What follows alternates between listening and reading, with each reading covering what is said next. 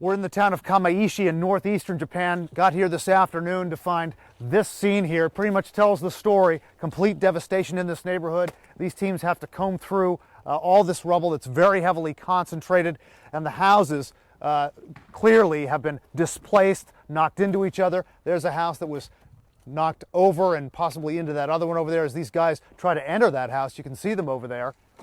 They're working against every conceivable obstacle over here. Tons of mud, debris all over the place.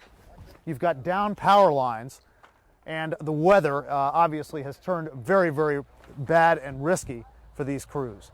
What are the added complications here of the snow?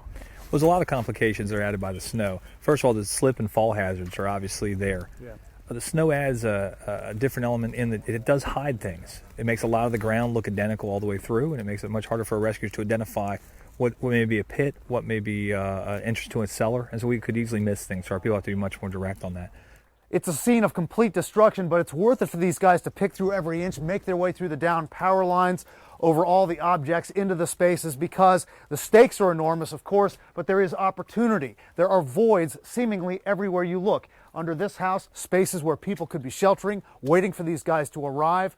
Under here, everywhere you look, a possibility for rescue.